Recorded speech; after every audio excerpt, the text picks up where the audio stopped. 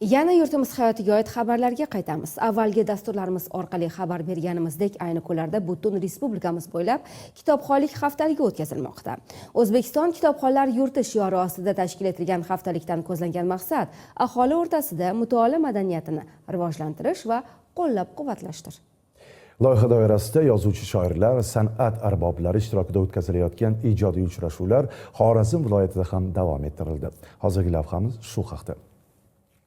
Kitob zamonlar to'lqinida suzuvchi, o'zidagi ma'nolar xazinasini ajdodlardan avlodlarga avaylab yetkazuvchi tafakkur kemasidir.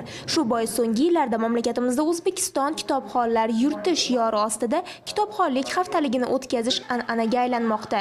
Xorazmda haftalik doirasidagi yangi kitob taqdimotlaridan biri Yoshlar markazida tashkil etildi. Kitob o'qituvchi qadri deb nomlangan. Feruza Madrahimova muallifligidagi asar davlatimiz rahbarining ta'lim tizimini isloh etish jarayonida o'qituvchining qadri va nufuzini yuksaltirish, jamiyatdagi obro'sini ko'tarishga qaratilgan alohida e'tibor, amaliy ishlarga bag'ishlov deyish mumkin.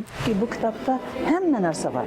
Feruzaning yoshligidan tortib, o'zining qanday intilgani, ustozlarning so'zlarining qalbiga muhrlanib qolgani. Yoshlarimiz kelajakda o'qituvchi bo'lib yetishsa, mana shu o'qituvchi qadri degan kitobning har bir varag'i uning baxtli hayotini to'la ta'minlaydi.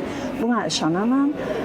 Judayam ma'noli, mazmunli fikrlar, kelajak uchun ham, yoshlar uchun ham juda ajoyib tarbiya yo'li tomon yo'naltiruvchi bir mash'ala deb hisoblayman.